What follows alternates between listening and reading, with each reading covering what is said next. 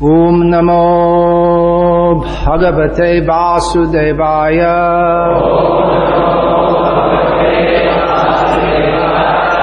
Om Namo Bhagavate Vasudevaya.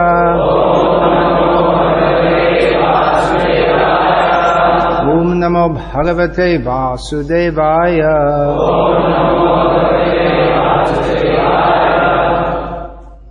Chapter 5, Text 1. Arjuna uvacha sanyasam karmanam Krishna punar yogam cha shangsasi yat chaya etayor ekam tanme bruhi sunishchitam. Arjuna said, "O Krishna, first of all you ask me to renounce work, and then again you recommend work with devotion. Now will you kindly tell me definitely which of the two is more beneficial?" The Lord says that work in devotional service is better than dry mental speculation. Devotional service is easier than the latter, because being transcendental in nature, it frees one from reaction. In the second chapter, preliminary knowledge of the soul and its entanglement in the material body were explained. How to get out of this material engagement by buddhi yoga, or devotional service, was also explained therein. In the third chapter, it was explained that a person who is situated on the platform of knowledge no longer has any duties to perform. And in the fourth chapter, the Lord told Arjuna that all kinds of sacrificial work culminate in knowledge. However, at the end of the fourth chapter, the Lord advised Arjuna to wake up and fight, being situated in perfect knowledge. Therefore, by simultaneously stressing the importance of both work in devotion and inaction in knowledge, Krishna has perplexed Arjuna and confused his determination.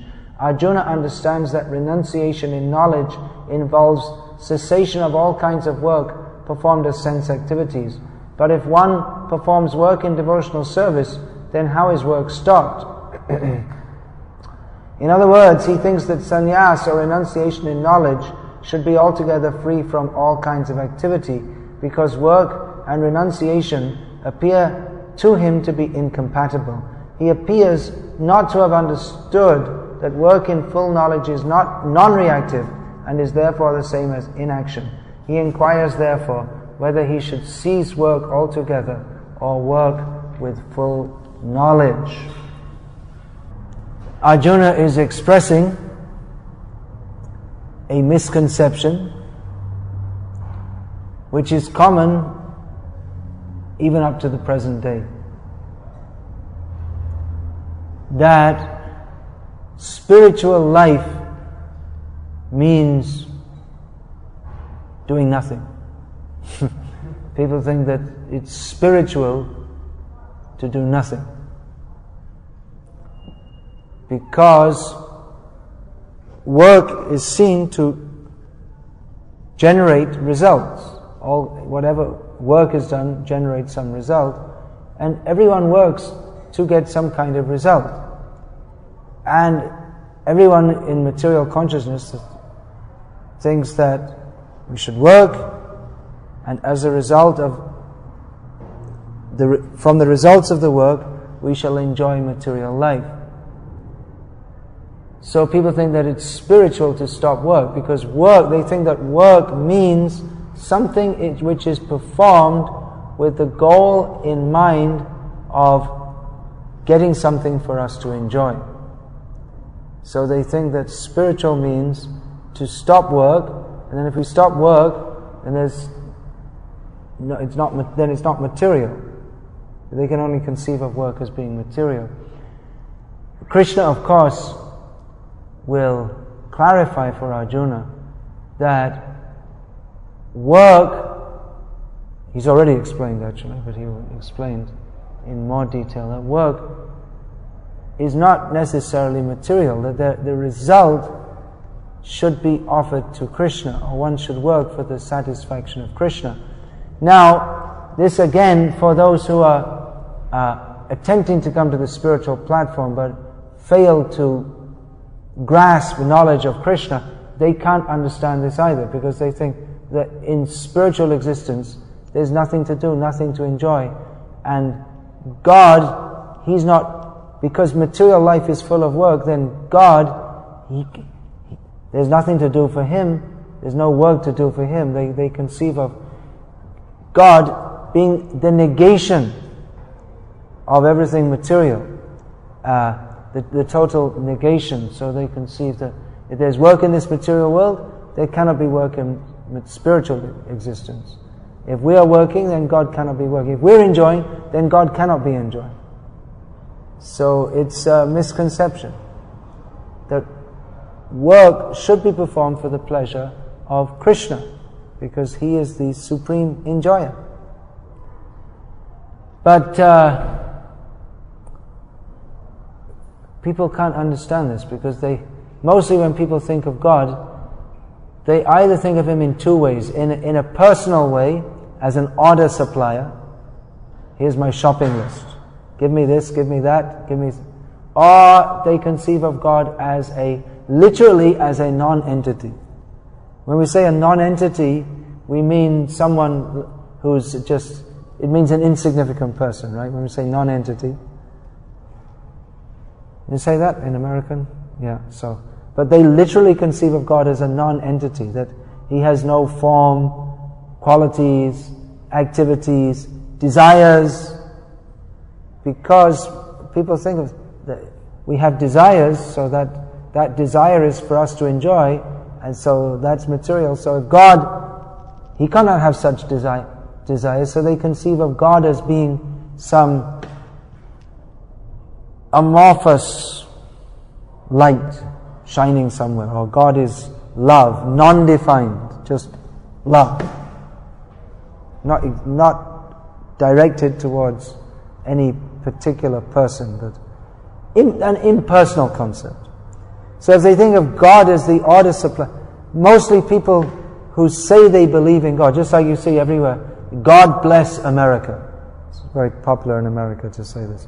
God bless America. Why only America? Because we're in America and God should bless us, because we're American. And God Himself, He must be voting for George Bush or something. He must be flying a flag, flying an American flag, because God, the idea is that we're American and God should bless us to enjoy life. That's I saw today some bumpers, God bless America and God protect our troops. But then the troops in Iraq, who's attacking them, they're praying to Allah that give us the strength to kill these troops. So everyone thinks that God should be in our service. They conceive of God as, Prabhupada very nicely gave the term, order supplier. He should do what we want.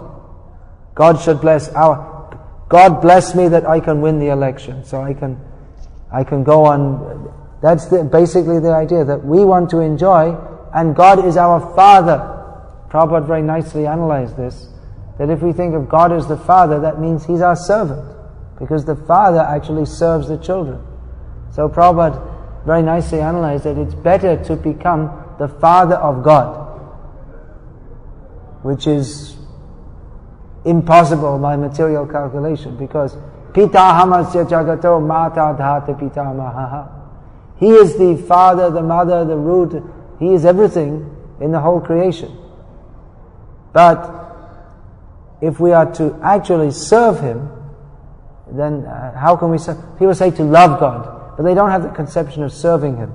They have the idea, when people say love God, they have the idea that we should love Him for what He gives to us.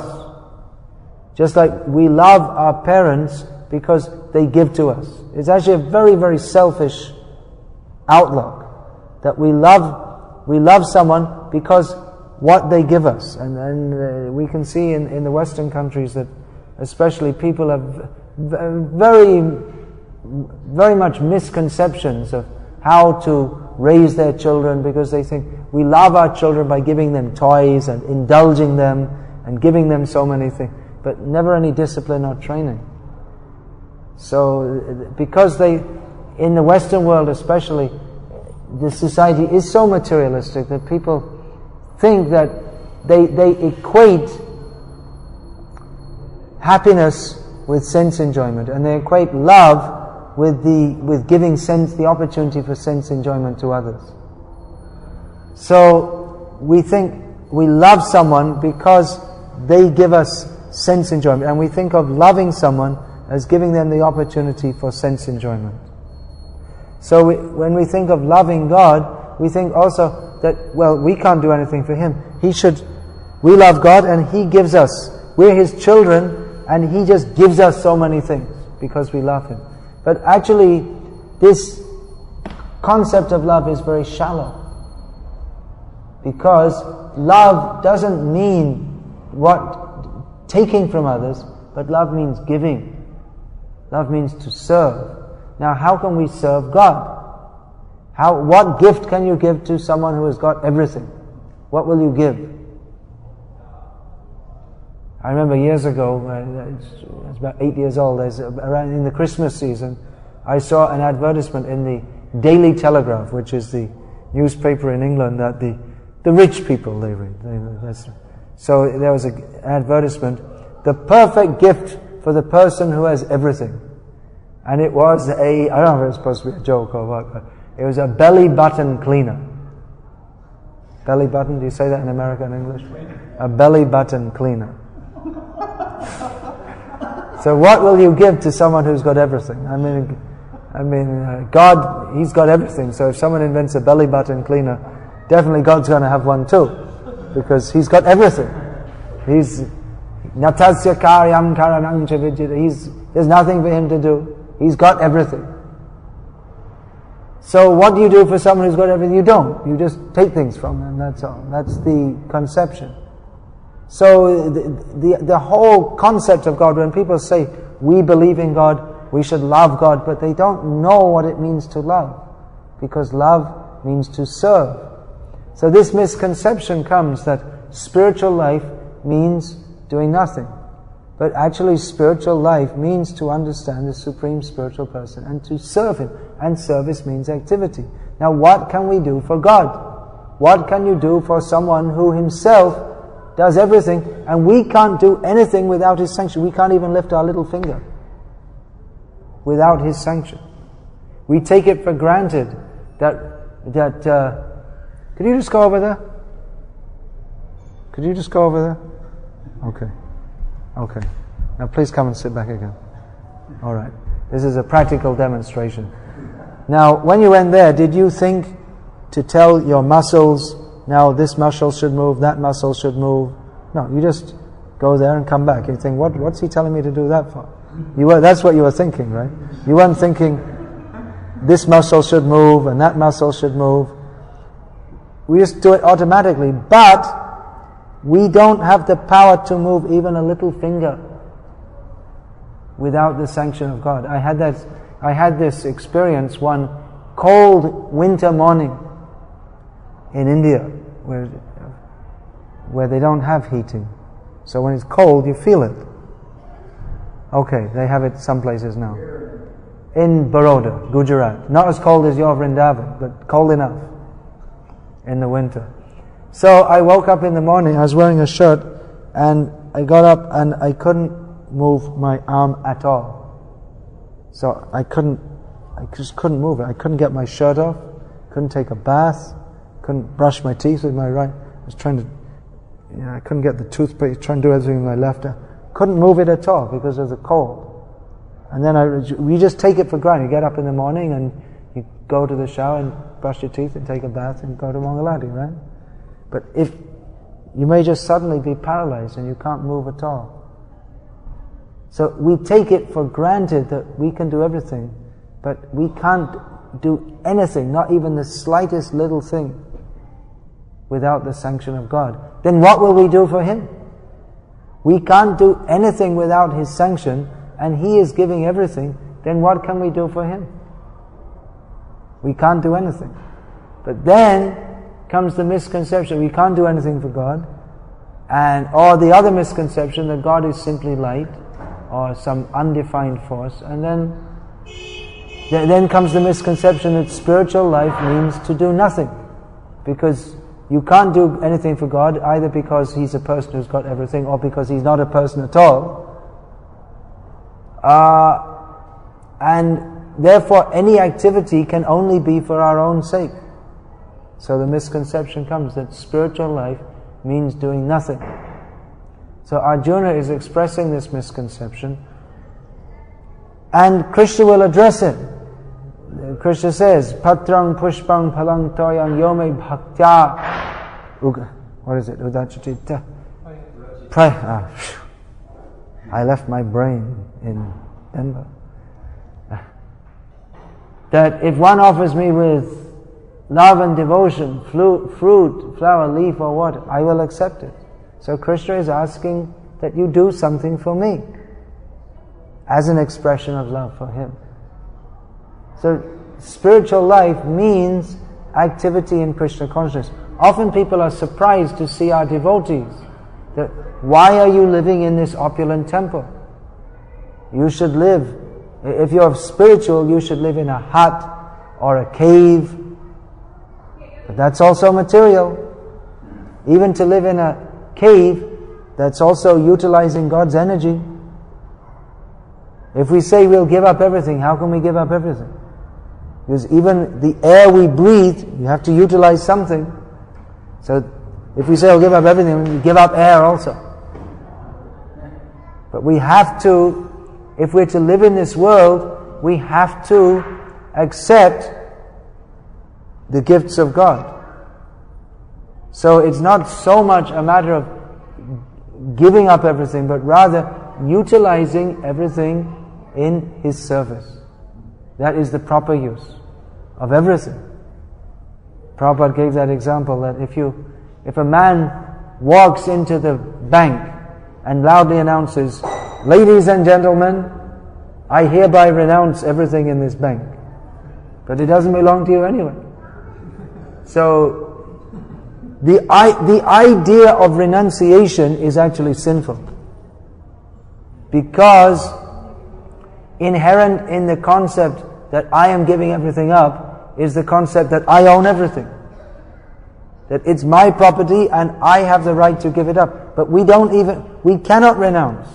On one hand, we cannot renounce because we can't renounce everything because we have to use something. As long as we're in the body, even if some yogis, they stop breathing. But still the body, they're dependent on the body as long as they're in that body for this situation they're in. They're in that body. So we cannot renounce everything. And the idea that, I have renounced. But that means we were in the misconception of thinking that it belonged to me in the first place. So the idea that I will enjoy this material world, that is material.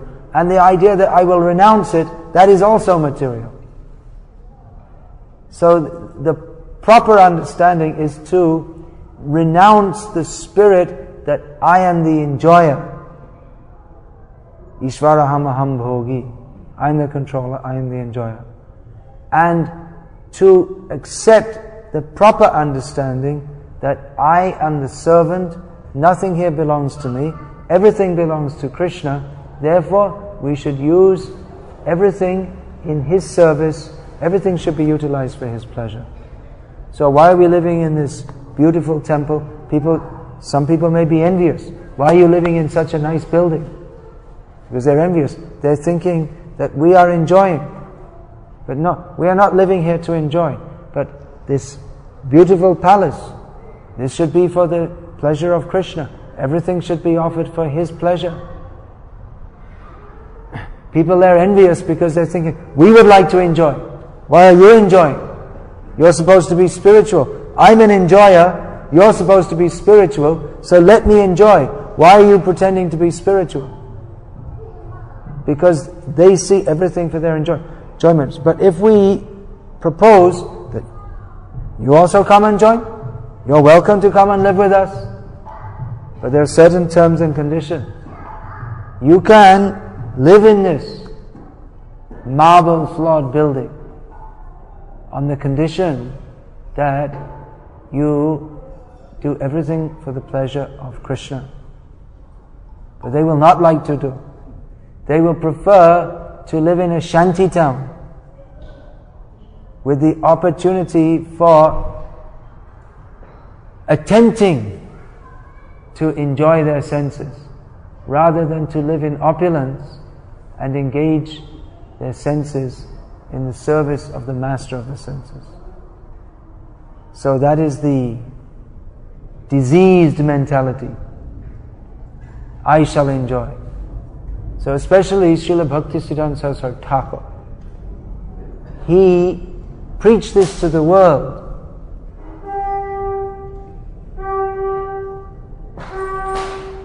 That everything in the world should be utilized for the pleasure of Krishna. He taught how to do this. Himself, he was extremely renounced. Before he entered into his preaching leela, he was living an extremely renounced life of the same standard of Srila Gaura Das Babaji Maharaj, who is praised as Sakshad Vairagya Murti. Namo Gaura Kisharaya Sakshad Vairagya Murti. He is directly the representation. He is renunciation. He is the embodiment, you could say, of renunciation. Bhaktisiddhanta Saraswati Thakur was living like that also. An extremely renounced life. Eating once a day a little rice, eating it off the floor, chanting all day with the rain leaking in through the roof, chanting all day and night. Extremely renounced. No sense gratification whatsoever. But then, now we have to preach. So, for preaching, he wanted to utilize all the best things of the world to show people how all the best things of the world should be offered to Krishna. Nothing should be utilized for our own sense enjoyment. So this is actually very important for all of you preaching here in Southern California, where people are more than everyone in the whole universe is under the impression that we are the enjoyers. We should live an opulent life. But here especially, this mood is very strong. We are the enjoyers. We should live an opulent life and enjoy ourselves. So, bhoga ishvarya prasaktanam tayapahrita chetasam vyavasayatmika buddhi samadhona vidhiyate. It is actually very difficult for people who are attached to material enjoyment and opulence to take Krishna consciousness very seriously. Their mind, it's very difficult for them to fix their mind on Krishna consciousness because their mind is diverted in so many ways by sense gratification. Bahushaka hi anantascha buddhi avyavasayanam. That's the verse. Bahushaka. Their mind is diverted in so many different ways by desires for sense enjoyment, and the whole culture has been developed that there are innumerable things to do for sense gratification. They have invented, and they're going on inventing newer and newer ways to titillate their senses. And people are enamored by this opulent way of life. So devotees, they have to teach that by the grace of God, who is in some way or other blessing America, that you have achieved such opulence, but you should understand who is opulent. Who is Dwarkadhish? Krishna has so many names, but here Srila Prabhupada like to call Krishna Dwarkadhish. He is the master of all opulence. This Dwarka Leela, that is especially opulent. Krishna has Vrindavan Leela, Mathura Leela, Dwarka Leela. Dwarka Leela is especially opulent. But the Dwarka Vasis, or the inhabitants of Dwarka, they are not attached to that. Although living in opulence, they are not attached to that because they know that everything is meant for the pleasure of Dwarkadhish. So this should be preached to the people who have got so much opulence, but no peace of mind, no happiness, because they think that I should be the enjoyer of this opulence. So we simply have to teach people that by the grace of God, you have some opulence. Now you offer that all in the service of Krishna. And then you will be happy. And Krishna will look after you. It is not that by giving to Krishna we become the loser. Rather, by Krishna's grace, we can enjoy millions of times more than those who are misers, those who tend to enjoy everything themselves. Let me get more money and spend it for my own enjoyment. But the pleasure that a devotee gets from offering everything to Krishna cannot be imagined by the most opulent materialist.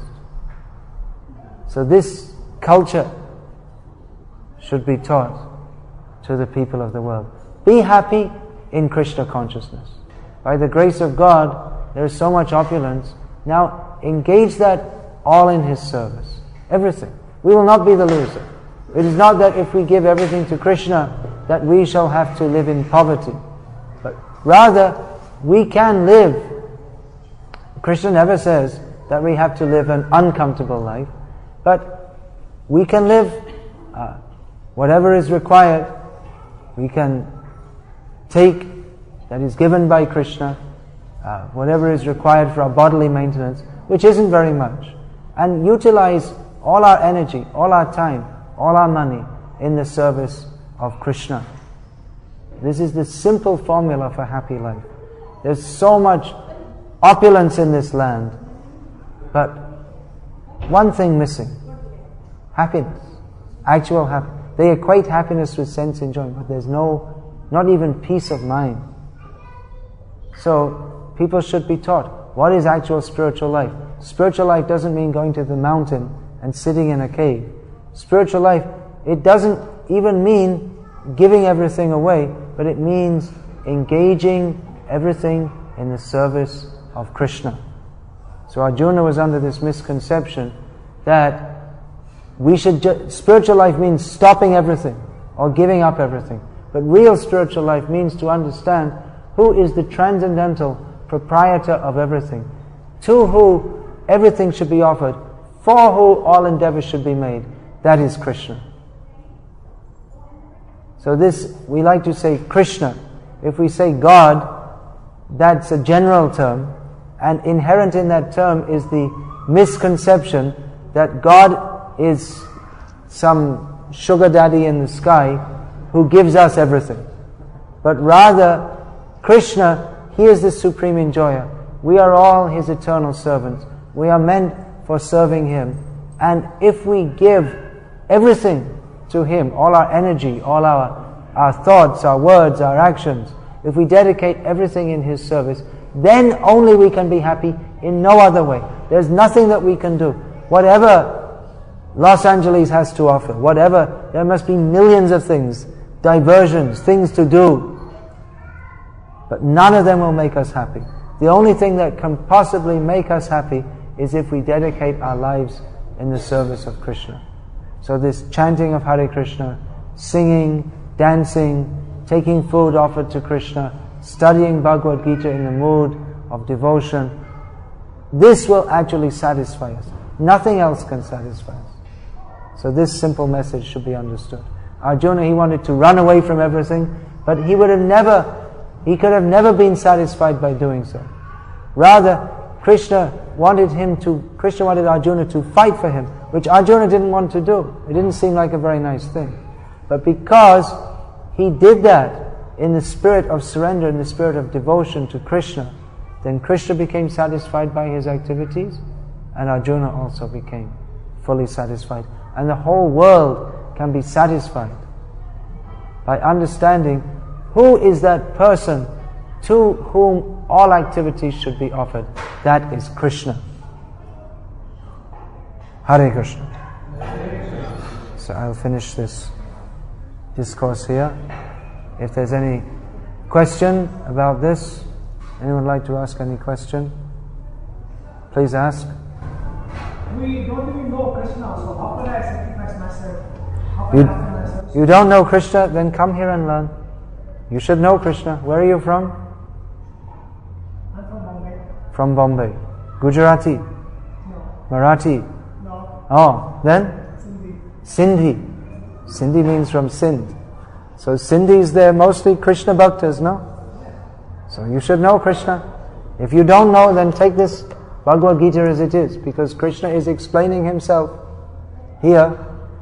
Krishna is explaining himself in Bhagavad-gita so that we can know who he is and why we should serve him. Do you have this book, Bhagavad-gita as it is? Do you have this book? You don't have. You have other editions, but that's maybe why you don't know Krishna.